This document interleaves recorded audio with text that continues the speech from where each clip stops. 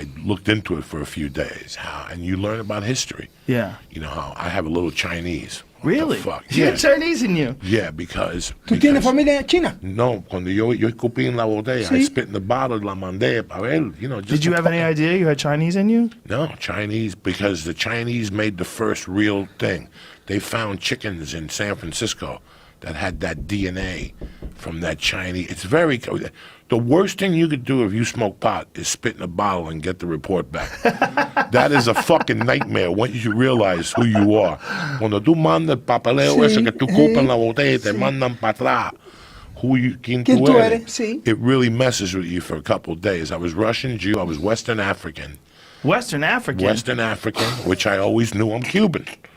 When you're Cuban, you're fucking African. Wow, when you see a Cuban, it's a black dude that speaks Spanish. Yeah. That's it. They're just black dudes that speak Spanish. They're Africans, okay? Yeah. So I knew that there's African blood. And the top, it's not Spain. They call it something else.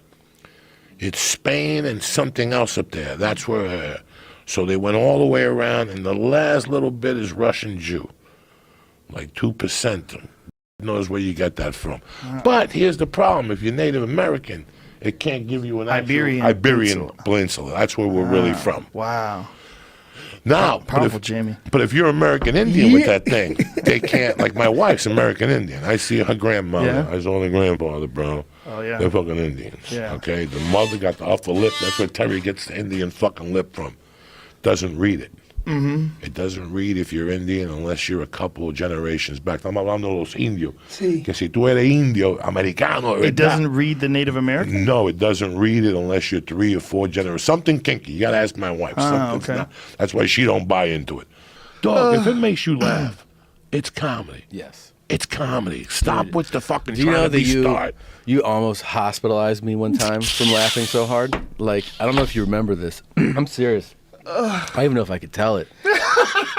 It was backstage. It was backstage at his show.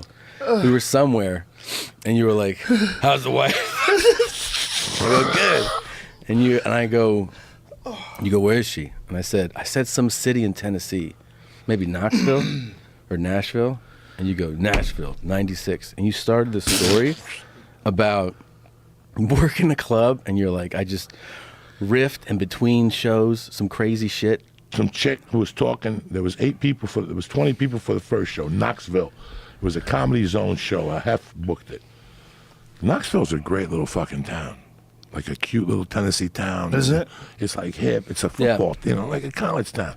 So I get there on Friday night, Joe Rogan. I'm headlining. I got 38 minutes.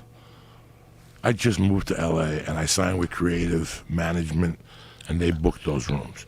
So they were booking me out as a headliner. I was just dying slow death. So what they did was they put me in one-nighters that paid like $275 a night. They weren't bad. Clark, Tennessee, And we go to this Knoxville for 2 nights, and I go in there, and you know me, dog, I'm fucking crazy. First night I go in there, Friday night, there's 20 people for the first show. And there's a girl, Joe Rogan, that's a 12, with a guy that's a 4. Okay, and it's her birthday.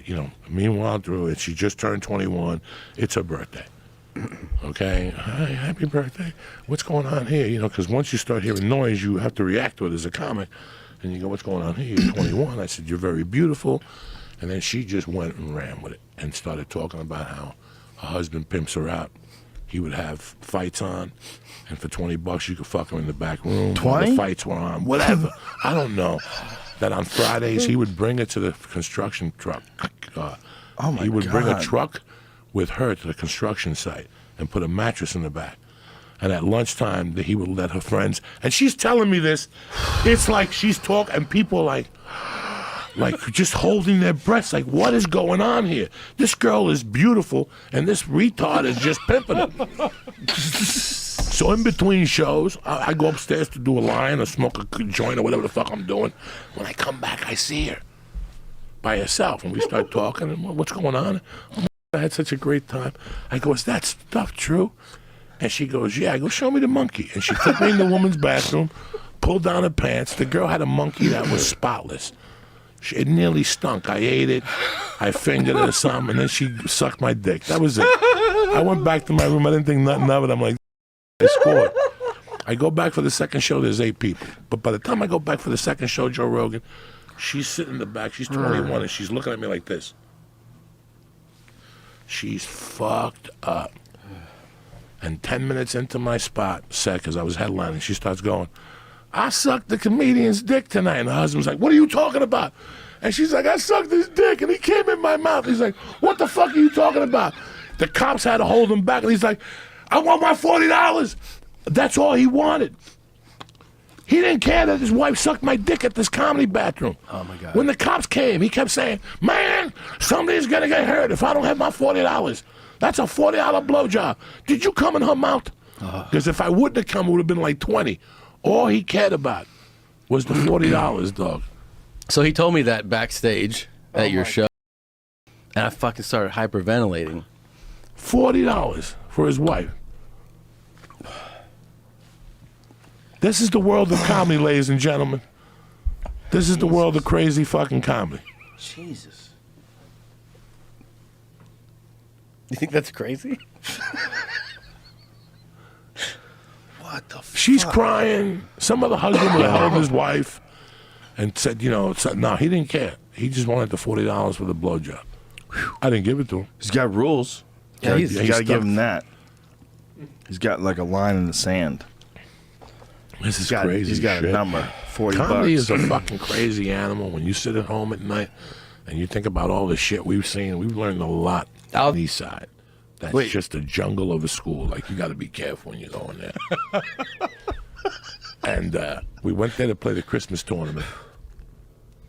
Wait, what kind of ball are we talking right now? Basketball. Oh, basketball. And I hadn't taken a shit for like 10 days. I was backed up something. I took acid, something fucked my stomach up. And I didn't tell nobody. In those days, I was really scared of doctors, and I wouldn't say shit to nobody. And on the way home, we got on the bus. And while we were waiting there, my stomach started hurting. And I said, I don't know if I'm going to shit myself or fart, but let me just take a chance. Good move. And I blew this fart, Joe Rogan. That was so bad.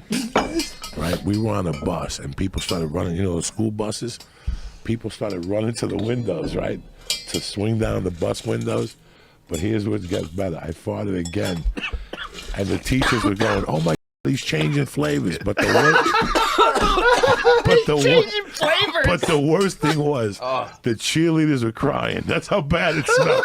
They were sitting in front of the bus going, Wait a minute. He's changing flavor. One of the teachers yelled out, oh my God, he's changing flavors.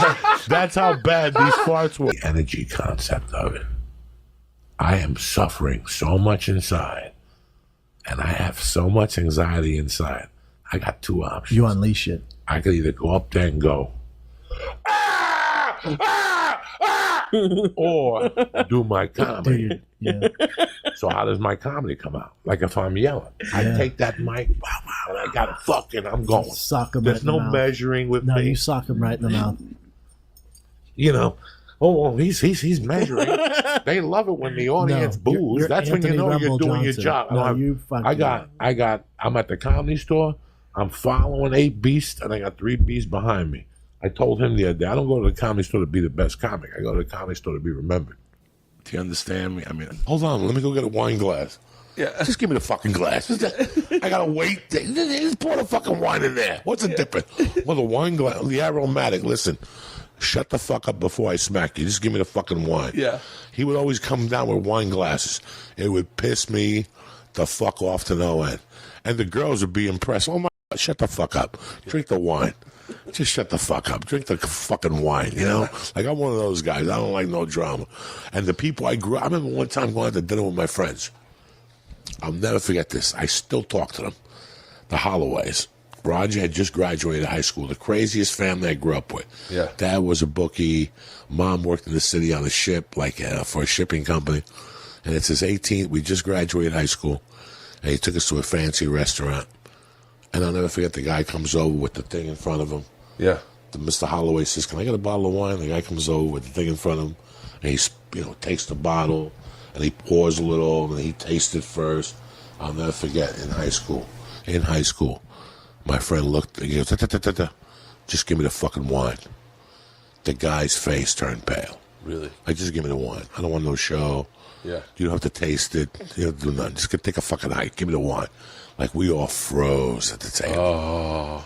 Like, I grew up with people like that. Like, one time we were at a buffet, and some fat chick was eating ribs, and I kept looking at my friend Roger. And he was eating, but he kept looking at it. And he would look at it, and he would get mad, and he'd look at it. Finally, I saw him put the fork down, and he threw the napkin down. He went up to the chicken. He goes, let me ask you a question. Because she kept eating all the spare ribs. There was this place that gave you half a spare rib. Yeah. And she was taking all of them, and she was dipping her fat little fingers in the spare ribs and putting them back. Oh. And my friend, like 2 weeks after the incident with the fucking wine guy, Yeah. he went up to this chicken and he goes, let me ask you a question.